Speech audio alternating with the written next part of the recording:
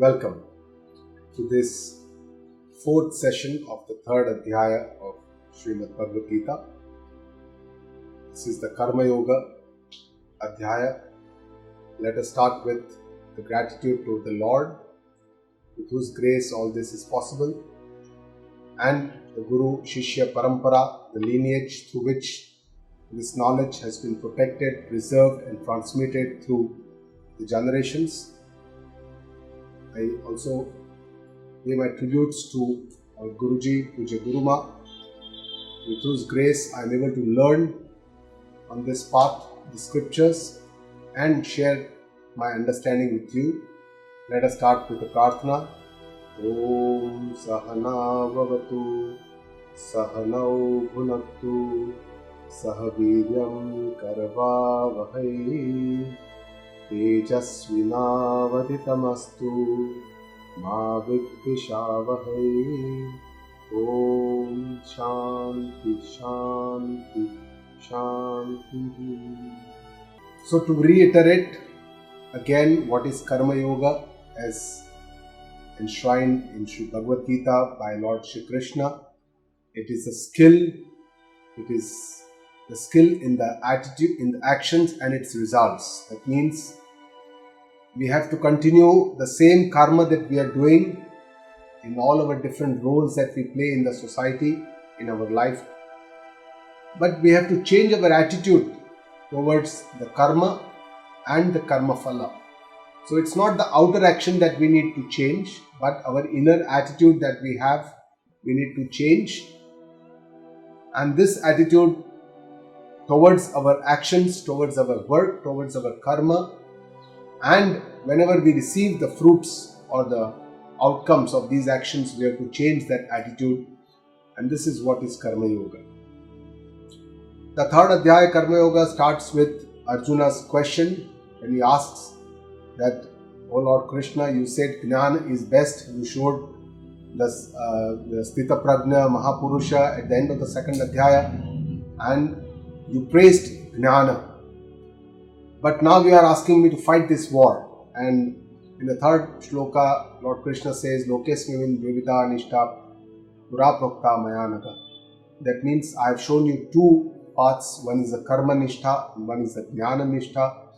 One has to select based on the suitability of each individual, his own Raga, Dvesha, his own Vairagya. One has to choose what is the path that we need to follow. And most of us are candidates are suitable for the karma path, which is sabse sulabh, easier for us, because we all have many desires in us. We want to do this, we want to achieve this, we want to be successful, we want to gain a lot of things, and that's why karma is the best path. But how to do this karma yoga? Karma is karma yoga, and in the seventh shloka, Lord Krishna says, "Yes, twindriyani manasa niyamya rapate Arjuna karma yogam asakta sa vishishyate." Means indriya sanyam and anasakti are the two things that he said. Indriya has to be under control, sanyama, and karma indriya has to be doing the work without getting attachment to the fruits of the action. Karma yoga, phala sanyoga, without the attachment we have to do karma. And then in the next session we looked at the four attitudes of Karma Yoga, the Kartavya Buddhi, the Yagna Buddhi, Prasada Buddhi and the Dharma Buddhi. And then in the third session we looked at the difference between the vision of the Jnani and the Gnani. And who is the Gnani? Till what time do we have to do this karma? Till that person becomes Atmarati, he is completely satisfied physically in his own self. Atmatruptaha is completely contented in his own self, does not have many desires, does not want to achieve anything from outside, and that person does karma without attachment, anasakti. And then Lord gives example of Janaka, how through karma he could achieve the ultimate goal of life. And also he gave his own example. Lord Krishna says, "Name parthasti kartavyam trishu lokeshu kinchana nana vaptam avaptamvyam varta eva cha karmani." And then he also says that yadi aham na varteyam jatu karmanya tandrita, means that he doesn't have to gain anything or lose anything in this world, even then he he does all the prescribed duties that has been given to him. And he shows the Paripurna Sthiti of the Gnani, finally, how he should work, and he should also inspire others, the Ajnani, not to shatter from their faith.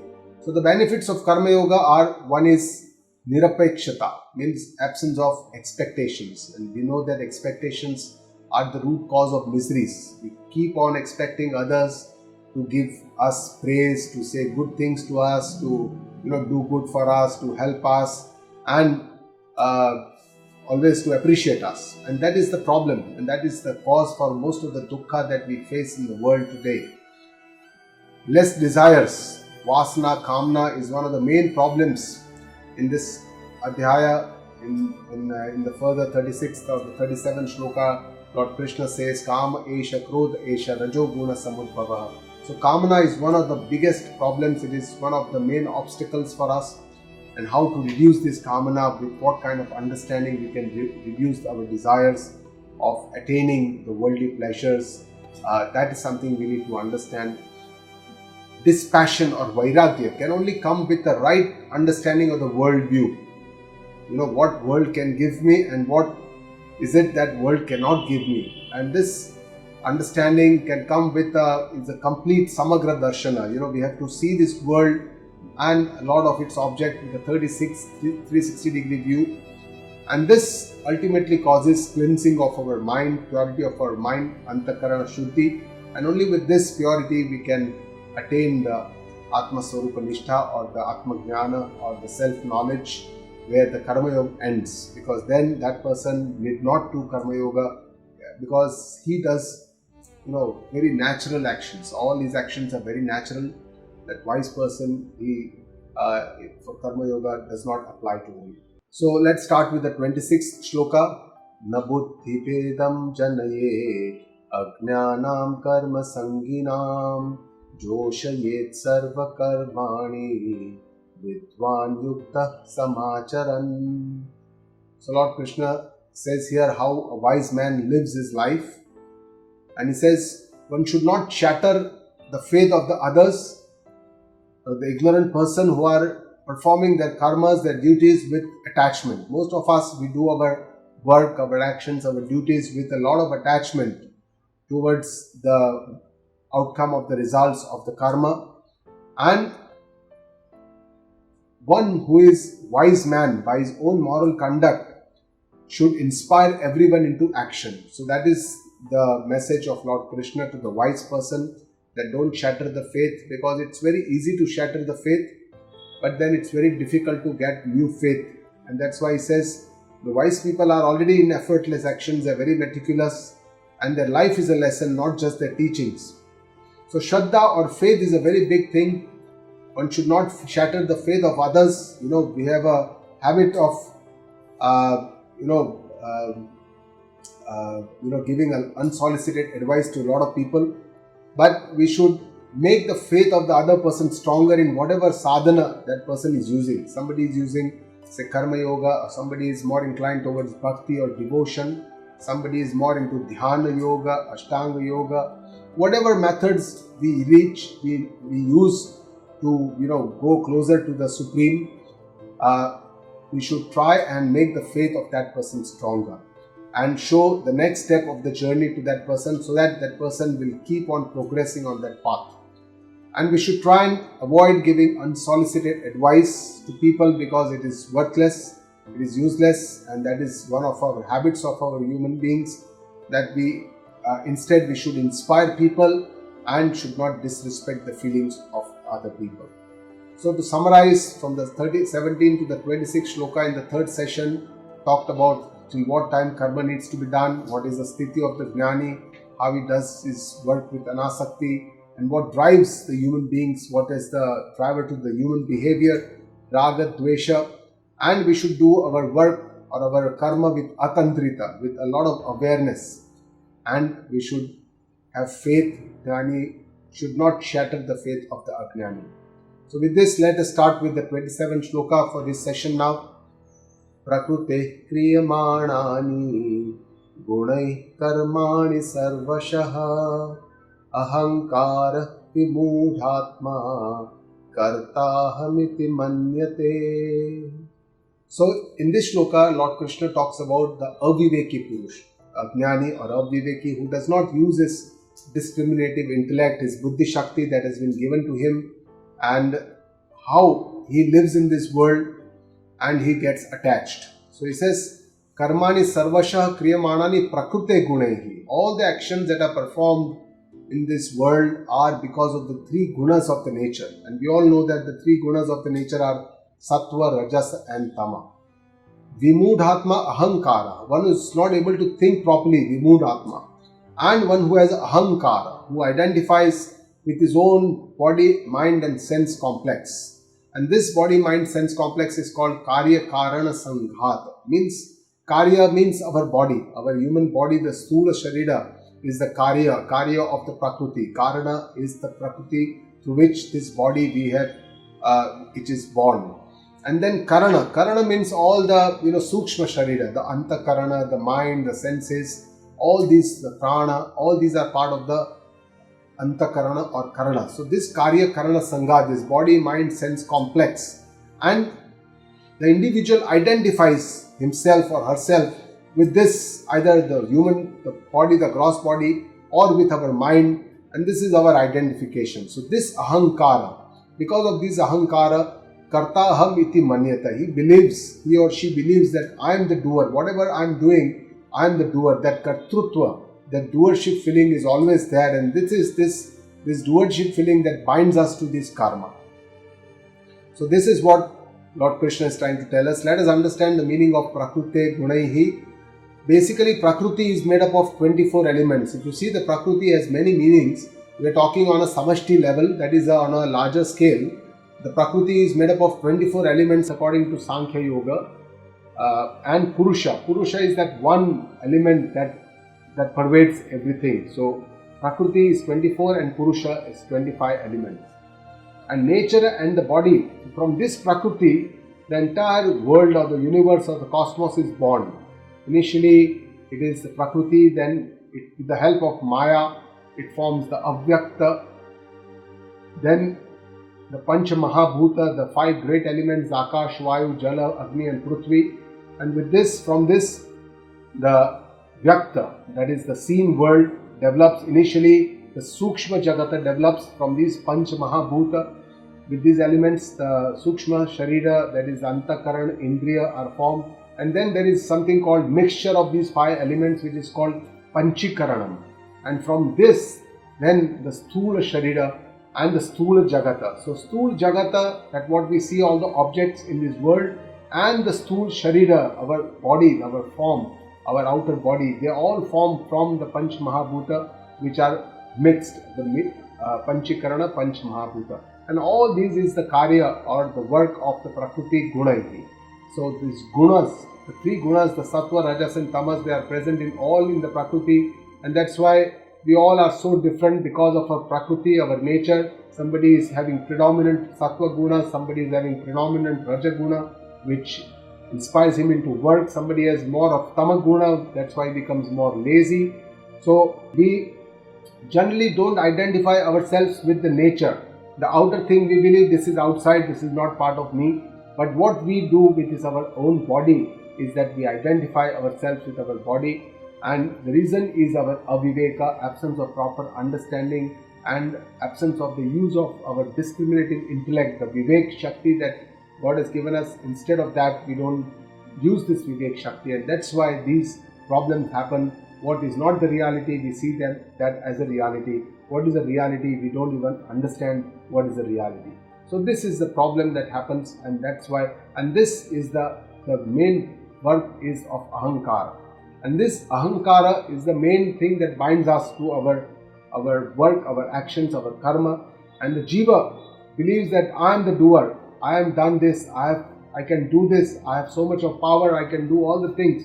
This is the kind of ahankara, ahankarta that the doer should feeling have. And that's why when we get the results of this action, whatever we have done, we try to enjoy, being an enjoyer, aham bhokta.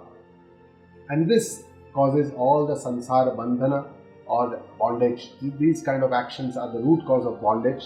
So ahankara is basically our I-ness or our aham, that which is identified with our form, our body, our name, our fame, our role in our society or whatever. So basically this makes the ahankara quite limited to the form or to the shape or to the name. But the Shuddha Aham, the pure consciousness, the pure I, is my own self, which is omnipresent, which is eternal, which is unlimited. And that's why we don't identify ourselves with this Shuddha Aham, but we identify ourselves with our own body, our own mind, and that creates all these problems because it creates the Kartrutva Bhavana, the Bhoktrutva Bhavana, and this is the cause for Samsara Bandhana. But on the other hand, Shri Krishna says what is the understanding of a wise person. In this shloka he says, Tattva Vittu Mahabaho Guna Karma Vibhagayoho Guna Guneshu Vartanta Iti Matvana Sajjate. So he says what is the understanding of the learned or the wise man. Tattva Vittu is a person who is a wise person. Mahabaho Guna Karma Vibhagayoho. This person who has known this tattva, and I'll come to what is tattva, but who knows the divisions of these guna and the karma.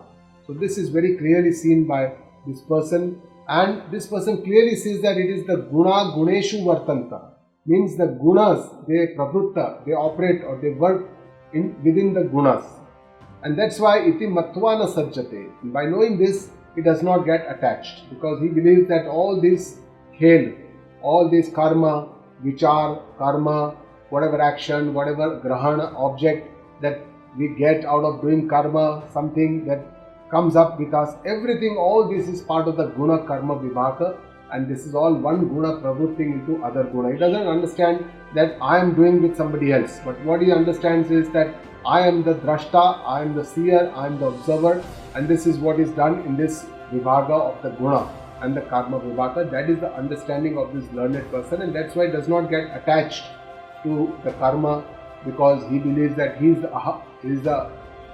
aham akarta. He understands his own self as akarta because he understands he is the Atma Swarupa. He is not this body, this mind, this indriya, but he understands that he is the Atma Swarupa. So with this understanding, let us understand what is tattva. So according to Shankaracharya-ji, tattva means anaropitakar. Anaropitakar means one in which कोई आरोप नहीं हो सकता है, जिसके ऊपर किसी भी तरह का आरोप नहीं किया जा सकता है, that on which there cannot be any identification of any form, that there is this form, or so basically it's the root element or the root cause. Similarly, for example, if you want to say, suppose there is a घटा means a माटी का घड़ा जो है, तो उसके पीछे जो form है उसका main root cause is the माटी.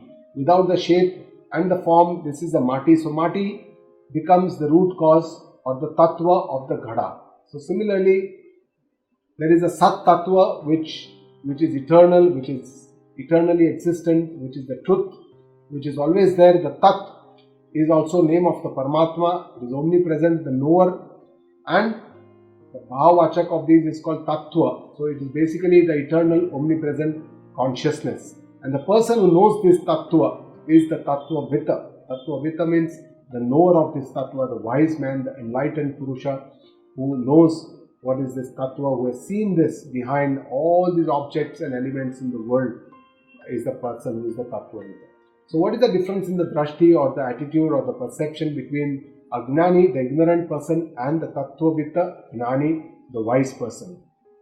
So Agnani operates out of Aviveka. He does not see the reality, whereas Gnani, Tattvavita, knows, he has Viveka, he uses this, and he has Aikya Gnana. Agnani operates with the Ahankar, with his identification with this body, this mind, the senses, whereas Tattvavita understands that Aham, I am the seer, I am the observer, I am not this body, not this mind. Agnani believes that I am the doer, Aham Karta, whereas Tattvavita does not get attached to his own body, mind, therefore he feels that Aham Akarta. Agnani believes that he is the Bhokta, he is the enjoyer, he enjoys all these sense pleasures, whereas Tattvavita believes that all these happens in the Guna Guneshu Vartanta, iti Matvana Satchate. That is how the Tattvavita understands. So that is what Lord Krishna says in these two shlokas. Now let us go to the next shloka. Prakrute guna sammudhaha sajjante guna karmasu tan kritsna vido mandan kritsna vinna vichalaye. So here Lord Krishna tells the wise person not to disturb the unwise or the ignorant people who are doing their actions. Prakrute guna sammudhaha, one who has become deluded, sammud hokar jo kaam mein lage hue, just like we people are all deluded all the time. We are morning till evening, we are just running around doing our work in the gunas of the nature because of the aviveka. Keep doing our work without understanding, without thinking about it. Sajjante guna karmasu, it gets attached to the guna and its karma, and whenever there is an action, reaction, results of the action, we get attached to it. Tana akritsna vit mandan means the one who does not know or does not have the complete knowledge. Kritsna vit na vichalayet, one who knows completely should not astray the others from this path. So here Lord Krishna uses two words, akritsna vit and kritsna vit. That is something that we must understand what he means by akritsna vit. Means one who does not know completely. Kritsna vit means one who knows completely. Now what does this mean? Let us understand. So akritsna vit is a person who is a gnani, is an ignorant person. And what is his understanding of the jagata, this world? He understands that this world is very important. It is a truth because I can see it with my own eyes. And this is the jagata, all its objects. It's going to give me happiness. That's why we strive to gather or acquire these objects. And we want to change the people. Our love is also possessive. We try to possess them. We try to change them. We try to change the circumstances. We want to manipulate people, circumstances. And for the Ishvara, the perception is that this God is somewhere in the heaven, somewhere is far away. Maybe he is in the murti, in the temple, I don't know. I have a lot of fear from the God. And we also sometimes indulge in transactions with the Lord. God, I am praying you, please. My daughter is appearing for the exams, please pass her. And feels that the God is the cause for his or her miseries. We commonly say that मैंने इतना सारा किया, भगवान आपने मेरे लिए इतना भी नहीं देखा, ये भी नहीं किया, वो भी नहीं किया. So this is what the Ajnani or the Akritsnavit thinks about Ishvara. And for the Jiva, he believes that I am the doer, Aham Karta, Aham Bhokta, I am the body, I am happy, I am sad, I have my own ups and downs, I have a lot of complaints, I want to change people, I have a lot of fear, feels completely incomplete, insecure, has a limited understanding, is dependent, has a lot of desires, very unhappy all the time, always craving for more and more and more and more. So this is the condition of the Jiva or the Akritsnavit Ajnani. So he sees a lot of Bheda Buddhi. He sees all the differences in everything. In all the three he sees differences. Whereas Akritsnavit, the Jnani, how does he view the Jagata? For Jagata, he does not give so much importance to people, relations, places, does not want to change people because he sees this whole world as a drama which is unfolding. And he sees God everywhere because his drashti is not on these forms and the shapes, but it is beyond into the Tattva. That is the Adhisthana, that is the foundation of this entire universe. So that is how the Kritsnavit sees this world. How the Kritsnavit sees the Ishvara? He sees Ishvara as an all-pervading energy. कहते हैं कि कण कण में जो देखते हैं, क्षण क्षण में जो उनका महसूस करते हैं, in his own self, and sees this energy as unseparated from his own self. And that's why he doesn't have any fear because he has a feeling of oneness with the entire universe. And believes that this Jiva is Shiva by itself, though the outer form and the shape are very different, but the underlying element, the Tattva, the root, the Adhisthana, the foundation of Jiva and Shiva is the same, and that's why he has no complaints, there is no fear, he feels complete, unlimited joy, he has complete freedom, and he works and operates out of joy. So this is the vision, sees the oneness in all the three, there is no Bheda, he has a Abheda Buddhi. Abheda Buddhi, that means he does not have fragmentation of the knowledge, he sees everything in unison, sees oneness in everything because the foundation of everything is just one. So now in the next shloka, Arjuna must have thought, Lord, you are talking about Akritsnavit, Kritsnavit, Ajnani, Gnani. What am I supposed to do in this battlefield? So Lord Krishna says, मयि सर्वाणि कर्माणि सन्न्यस्याध्यात्मचेतसा निराशीर्निर्ममो भूत्वा युद्धस्व विगतज्वरः. So Lord Krishna tells Arjuna that you follow this path of Karma Yoga, which is the Nishkam Karma Yoga, and through Arjuna he tells all of us, all the seekers, all the people on this earth, all the human beings, that we must follow this path of Karma Yoga, which is one of the best ways for cleansing of our mind. And how do we do this? He says, Mai sarvani karmani sanyasya. Surrender all your actions to me, he says. Adhyatma chetasa, beautiful word. It says, do your journey of life with a spiritual mind. Let us understand all this, what Lord Krishna is trying to say, and how he says, one, nirashi bhutva. Nirashi means let go of all the asha, expectation, results of action, let go. Nirmamo bhutva. He says, let go of all the attachments. And third, yuddhasva vigata jvara. Do your duties without any anger, tap, santap. Vigata jvara means a lot of heat, anxieties, a lot of stress, which creates the heat inside us. So this is what Lord Krishna says. Let us understand each meaning of each sentences, each words that he is saying. The first word he used is sannyasya. Surrender to me, he says. So how can we have surrender bhavana to God? So whenever we are doing our action, we need to have this Ishwara Arpana Bhavana, Yagna Buddhi, as if we are surrendering to the Lord whatever we are doing. And we are just the instruments in the hands of the Lord, and through me, it is the Lord that is doing all this. So He is the doer, I am not the doer, and I am an instrument in His hands. So it takes away the pride or the ego from our action. Aham Karta Bhavana will gradually get dissolved, and it also takes away the attachment from the results, because when we do it to please the Lord, we are not attached to the results, and we always have this attitude of gratitude, kritagna bhavana towards the Lord, because He has done so much and He is already doing a lot for us. And with this we can surrender our ego, and only with the egolessness we can attain anything on this path. Ego is the biggest obstacle and biggest enemy, and only with egolessness we can clean up our mind of its impurities and develop the shuddhi of the antakarana. So Lord Krishna says Adhyatma Chetasa. Adhyatma Chetasa is a beautiful word meaning God consciousness. So spiritual consciousness. How can we develop this kind of Adhyatma Chetasa or God consciousness? So this is the attitude of keeping the God in front of us all the time when we are doing any of the actions. And with this attitude, we believe that everything that happens to us is because of His grace, because of Him, by Him, because He is the doer, He is the creator, and it is all within the God, because God is He also pervades the entire space.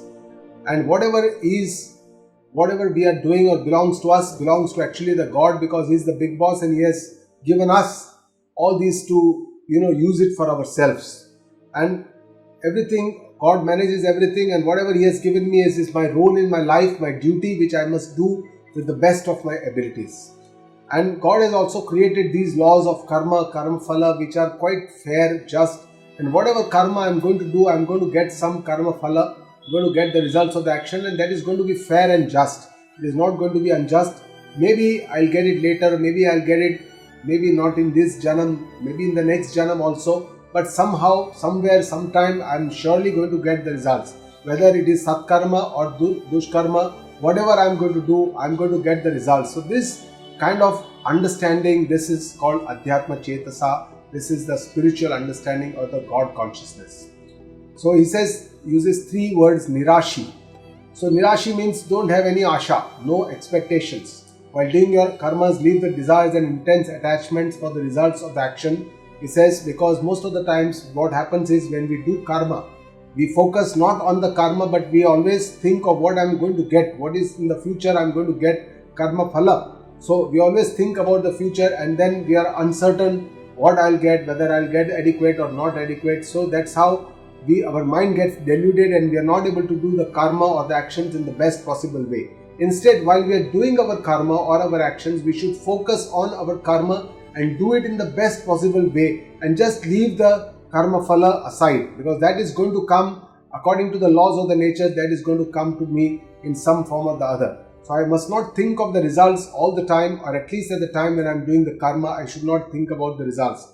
Instead, God consciousness, Adhyatma Chetasa, means that I must think of God while doing my karma, Ishwararpana Bhava. It only means that I Bhagwan ko yaad karo. While we are doing the karma, we just think about God. Somehow we Bhagwan ka naam smaran kare, या तो उनको invoke करे, उनका नाम ले. That is the best way we can think of God and Ishwararpana Bhav develop कर सकते हैं, right in our own karma, right in our own work that we are doing. And the results of these actions are determined by the several aspects. Finally, of course, God and nature determine this, and it is by their own theory of karma phala that these actions are determined. And this theory is a fair and a just theory. It is a very equivalent, equitable theory. And with this faith, with this understanding, if we do karma, then these karmas will not bind us. Nirmamo. Nirmamo means detachment. So once we get the results of the action, what happens is that we get attached to the results, and then we develop a raga or a dvesha to these results. But Lord tells us that don't get attached to the results. Instead, you accept these results gracefully, whatever comes to you as a prasada buddhi. And prasada buddhi, with this we should share with all our team members and others, whatever we have received, because it does not rightfully just belong to me. It belongs to all of us, because everybody has worked for me to enable me to do this, what I have done. And for the results also, when I get the results, I should share it equally with everyone. And the third thing Lord Krishna says is Vigata Jvaraha. So without any anger, frustration, without stress, without anxieties, you should do your work. So whenever we work, we always have a lot of stress, because in the past experiences always affect us while we're doing our present work. And that's why we always have that kind of an anxiety or the stress of the uncertainty of the future. Instead, we should do our duty with joy and enjoy each and every moment, and do our duty not as a burden but with a lot of joy, without any complaints. Eventually, this will help modulate, modify, to purify my mind, and with this modulation of the mind in this drama of life, I have to do my role in the best possible way. So this is what is the Vigata Jvara. Next shloka, Lord Krishna says in the two shlokas what is his view, and if this view we don't follow, what will happen. Ye me matamidam nityam anutishtanti manavaha shraddhavanto nasuyanto muchyante tepi karmabhihi. So he says, this is the path that I am showing you, Arjuna. If you follow this path, what will happen? And the next shloka he says, if you don't follow this path, if someone doesn't follow this path, what can happen? Ye me matamidam nityam anutishtanti manavaha. People who follow my path, this path that I have shown, karma yoga, anasakti, prasada buddhi, ishwararpana bhavana, shraddhavanta, means with faith. Faith where? Faith in the God, faith in the Guru, faith in the scriptures, that whatever they are telling me is the right thing and I must do it accordingly. Anasuyanta. Anasuya means dosha buddhi. Suppose somebody has a good guna, some good virtues, but still if you find some dosha, find faults with people, there are some people who always keep on finding faults with others. So this is called anasuya, this is called dosha buddhi, and this is not a good habit. Muchyante tepi karmabhi, they are all liberated from karma, because from karma yoga they will develop shuddhi, gnana and mukti. So he says anasuyanta. Anasuyanta means without anasuya, without any dosh buddhi, if you do karma with shraddha, with this path of nishkam karma. Ye tve tadabhyasuyanto nanutishtanti bhematam sarvajnana vimudhanstan vidhi nashtana chetasaha. So, who does not follow this path that I have shown, what will happen to that person? Ye tvadadabhya asuyanto, one who keeps blaming others or always keeps on finding faults with others. Nanutishtanti mematam, does not follow the path that I have shown. Sarvajnana vimudhanstan, all his knowledge is filled with delusions, because it does not understand the reality of the things. He is all in a falsehood. He always remains in these misconceptions, misunderstanding. Vidhi nashtana achetasa, believes that they are all lost. Believe that they are all lost. Vidhi Jan lo ki wo sab, they will be destroyed. They will be all lost. Now, destroyed or lost, nashta, doesn't mean that they will die. It just means that the purpose for which our human life is given to us, to achieve the ultimate liberation, freedom, moksha, he will not be able to achieve that goal. So that means that he has been destroyed from this human life. So that is the meaning of nashta nachetas achetasa. So that is what Lord says, that if somebody does not follow this path, then make sure that his life is ruined. He does not attain the ultimate goal of his life. Sadrasham cheshtate swasyaha prakruter jnanavanapi prakrutim yanti bhutani nigraha kim karishyati. So in this shloka, Lord Krishna says everyone behaves according to their nature. Sadrasham cheshtate swasyaha, all the actions that are pursued, cheshta. Cheshta means all kinds of movements. The movements can be either voluntary or involuntary. Involuntary movements are like some of the tics that people have, like somebody would be keeping, moving their head sometimes involuntarily. All other movements like heartbeats, breathing, respiration, excretion, all these are involuntary movements. Prakruter jnanavanapi, based on their nature, personality, even for a thoughtful person, Prakruti Yanti Bhutani, they end up in their nature. Nigraha Kim Karishyati, how can I control this? So, what Lord Krishna is trying to say is that everything happens by our nature. And how is it that I can control this? How is it that I can control this behavior? How is it that I can control my personality, my reactions, my responses? So, he puts in a very beautiful Udgara. And many times we use this kind of exclamations in our life. How can I do this? How can I not be angry? It is my nature. Doing stress is my nature. How can I not be stressful? So this is the kind of thing that we always take it as for granted. And let's see what Lord Krishna has to say about this. So Prakriti, as we discussed, Prakriti on a samashti level is, through which the entire world develops. But at an individual level, Prakriti means my personality, my nature. And this is formed by lots of things, right? From the sanskaras that are there for many births, which are which are on the dormant state in our subconscious mind. And then apart from this, while many of these lives we have developed or accumulated these sanskaras, but in the present life also, since childhood, as we have grown up, there have been lots of experiences that we have had with our parents, teachers, friends. And these shapes us, determines what kind of person we become, because we develop a kind of raga, dvesha, perceptions, good, bad, what we like, and this shapes or governs our present life. It develops the attitudes, the belief systems, the habits, the heuristics, automated habits, and which ultimately forms our behavior. So this is how our behavior develops. This is how our impressions, our samskaras and our habits have developed. Both can be changed by knowledge.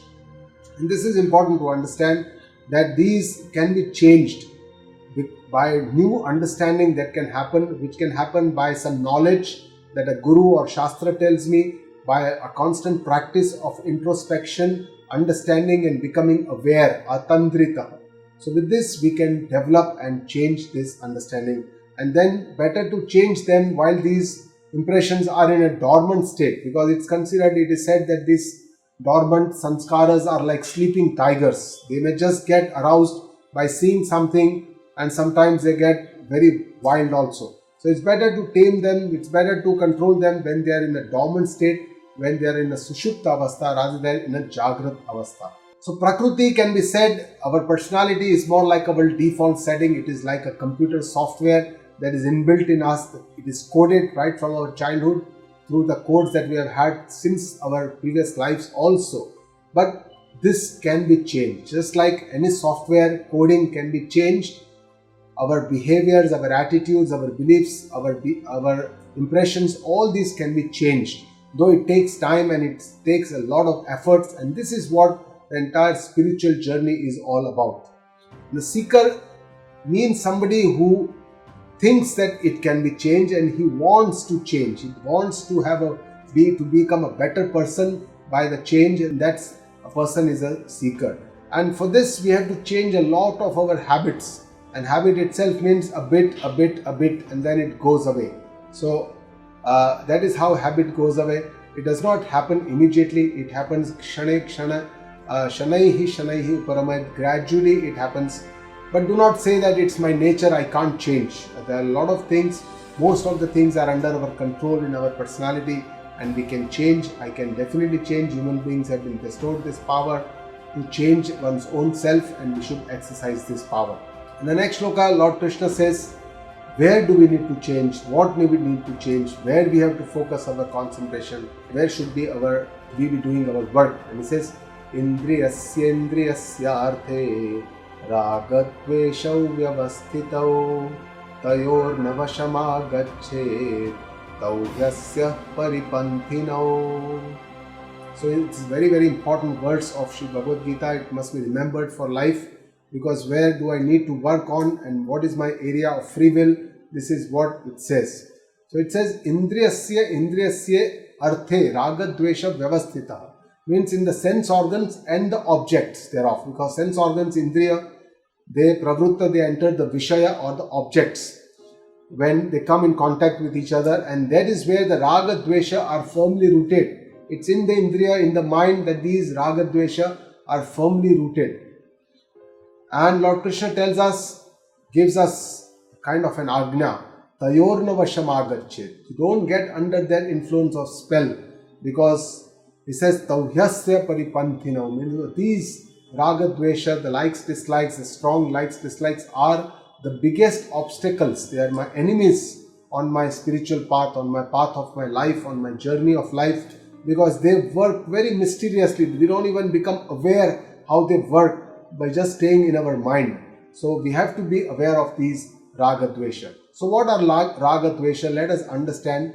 Basically, this is our nature that determines our action, our behavior, and this is through these Raga Dvesha, our strong likes, dislikes that we have developed since our childhood, since we have grown, and we feel it is very natural for us to react like this. But this is because we are unaware of our reactions, and many of our reactions, what we speak, the way we respond or react, it becomes autonomous, it becomes natural, it becomes spontaneous, because we don't think. So when the sense organs interact with the outside objects, there is this, there are certain interactions which give us the pleasure. This is called the Raga Vritti, which gives us the feeling of goodness. Acha, this person is very good, this object is very good, this phone is very good, this thing is very good, this relationship is very good, this nature is very good, this mountains are very good. So all this Raga Vritti, good, basically something like, a heater in a cold weather. And this makes us pravrutta, or makes us springs into action. So what happens is this Raga Vritti stays as a Raga Vritti, and then we have a kind of a likes, and that's why we have an attraction again to go and have this experience again and again. In the contrast, there are some experiences which don't give us pleasure. They sometimes give us pain also. And these are called the Dvesha Vritti. And this is something, say for example, in the 45-degree temperature centigrade is very hot weather, and if you have hot water falls on you, what happens? So this is a Dvesha. It springs you away from that action, Dvesha Vritti. Something like, bitter food, something that you don't like, a bitter medicine, something like this, gives us a Dvesha Vritti. So that's why we have a repulsion or an avulsion from this Vritti. We don't want to go again to that Vritti. We don't want to eat that food. We don't want to meet that person who has spoken badly to us or has disrespected me. So we develop a Dvesha Vritti with this kind of a person. So this stays in us. These memory forms impressions in our mind and stays with us. And how our action is determined, our actions are next time when we have counter an experience, these Raga Dvesha get activated, and then I do what I like and I don't do what I like. So these are the people who work from the Raga Dvesha. But there are people who can go over these Raga Dvesha and work from the paradigm of what is Dharma, what is Adharma, what I should do, what are the principles, what is righteousness, what is morality, what is ethical, what I should do, what is good for me and what is not good for me. What is good for me, what Shastras tell me, scriptures tell me, honesty, non-violence, do not steal anything, all this is good for me, then I'll pravrutta into this kind of a attitude or a behavior. So this is behavior according to the Dharma, Adharma, rather than springing from Raga Dvesha. So in the journey of the progress in life, the idea is to soften the grip of Raga Dvesha, these strong likes and dislikes that can only purify our mind. And here is where we need a lot of awareness and lot of efforts. And most of the Adhyatma sadhana, almost 90%, as our Guruma tells us, that 90% of the Adhyatma sadhana is just to neutralize, to dissolve these Raga Dvesha. So when this is done, almost a majority of our work is done, because this purifies our mind like anything. Antakarana Shuddhi. Once the Rag Dvesha Shithilikaran bolte hai usko, when it happens, then this purifies our mind and makes it suitable for the further progress in our spiritual journey, while we want to go for Vedanta Shravana, Manana, Nididhyasana, and ultimately to get Atma Jnana. So Lord Krishna says, Tayorna Vashamagache. Don't come in their spell. It is very important statement. We must remember this for our life. This is area which is area of our free will. This is not the field of destiny. This is not the area of destiny. This is our area where we have to exercise our free will, where we have to work. So we must keep our goals in our mind while we take decisions, and use our intellect, use our Buddhi Shakti when desires arise to find out whether this is really necessary. Ask 3 times, make sure whether this is a worthy desire or worthy need, whether it is out of need or out of greed that I am having this desire, and see that whether I need it right now or I can defer it later on. So whenever some desires of getting something or acquiring some objects happen in our minds, we should use our intellect and give it a thought process.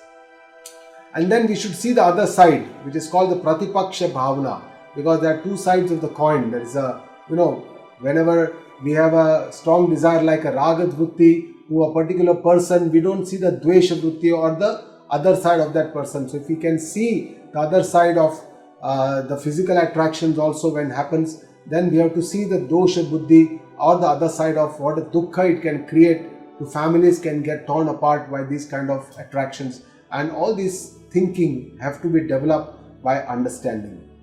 So this attitude of an overall vision from all the sides, suppose a diabetic person has a strong urge or a desire to eat a sweet, he has to see the other side of the sweet, that how in the long run this is going to cause a lot of physical pain, misery by putting on weight, and uncontrolled diabetes can cause a lot of complications. So this is how we have to think of the Pratipaksha Bhavana, the other side, maybe the longer point of view or the other side, which will help us. And a daily introspection is considered to be a very, very effective tool for control of this Raga Dvesha.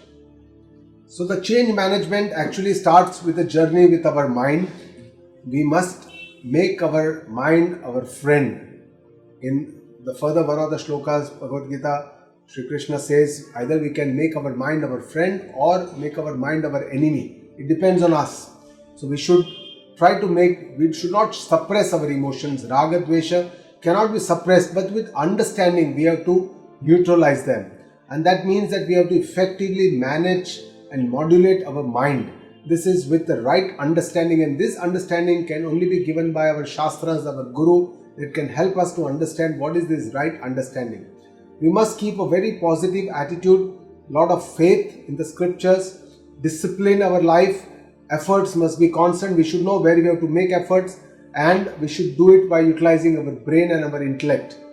And satsang, meeting good people with good characteristics, sattva guna, is a great influence on us, because that helps us. Jaisa sang, aisa rang. Aisa kehte. That means if you do satsang, if you have good people, then it will help us to form good impressions to good habits. If there are wrong people comes up with us, and then this dussanga can create, aggravate or excite a lot of those subdued or dormant sanskaras will get activated and impel us to do some sinful activities. So my progress and my change, I must understand it is my responsibility. It cannot be a responsibility of anybody else. I have to take that charge, that control, and I cannot make any excuses that this is my nature, getting angry is my nature, I'm sorry, I can't help it. I cannot make any such excuses. It's my responsibility. If I have any durguna, then any kama, krodha, moha, lobha, it's my responsibility to change.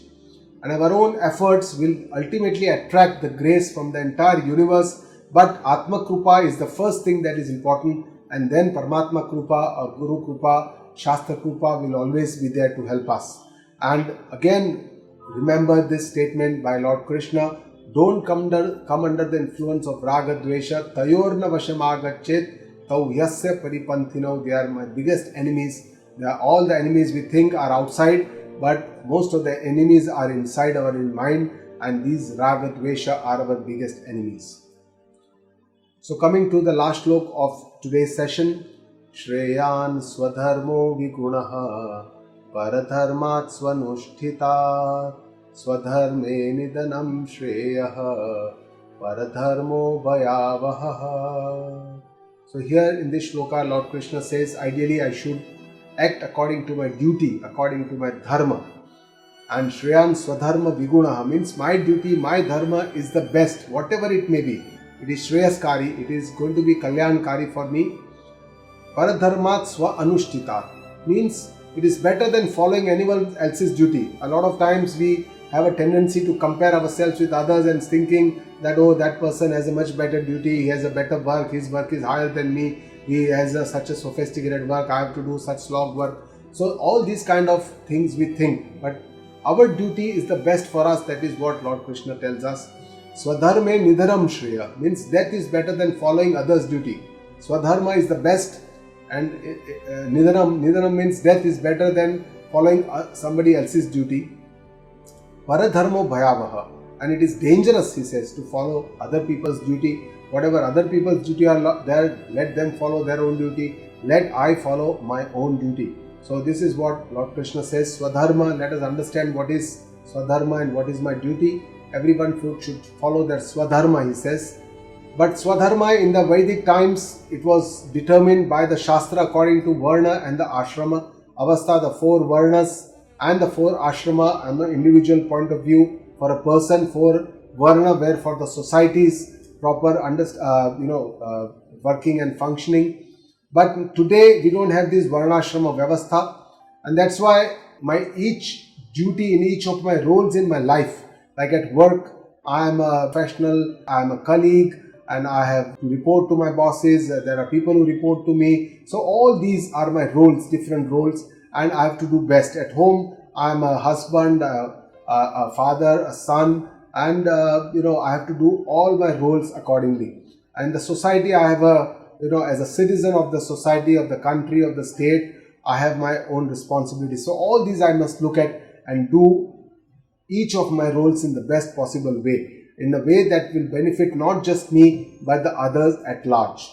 And one of the meaning of Swa means my own self, and my own self is Atma Swarupa. According to Vedanta, believes that my own self is my Atma Swarupa, which is Sat, Chit and Ananda. And let us understand what is Sat. Sat means existence, and existence means the eternity of the existence. Here in existence, if we simply say what is my duty, my dharma, to live healthy and to let others live healthy, means to help others to live them healthy. So basically, for healthy living, I must take care of my body, take care of a balanced diet, take adequate nutrition, do regular exercise, take care of my mind, my intellect, my emotions. All these I must keep it in check, in balance, and help others live. Chit means knowledge, learning. So I should keep learning a lot of whatever in my field, in whatever areas that I am interested in, and should manage my emotions and keep my head above my heart. So that is the Chit part. And the Anand part is to be happy. My duty is to be happy and keep others happy. So I should not complain about what I am getting. I must remain peaceful at any cost. I must develop a mind which is quiet, which can help me to take decisions, which is balanced and have a sense of humor. So this is what is my Swadharma, if you see from the Atma Swarupa.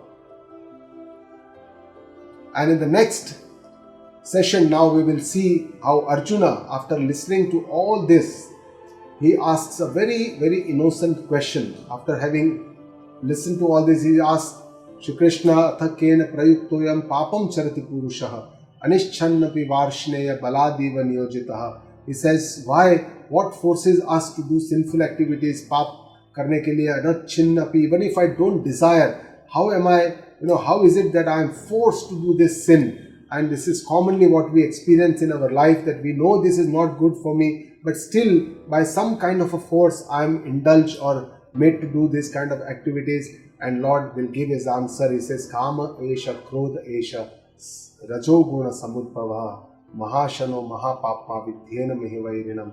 And we will see that in the next session so far. So with this we come to the end of this session. We'll end with a prayer to our Guruji.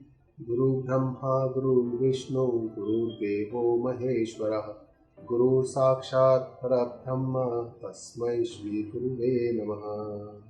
Thank you very much.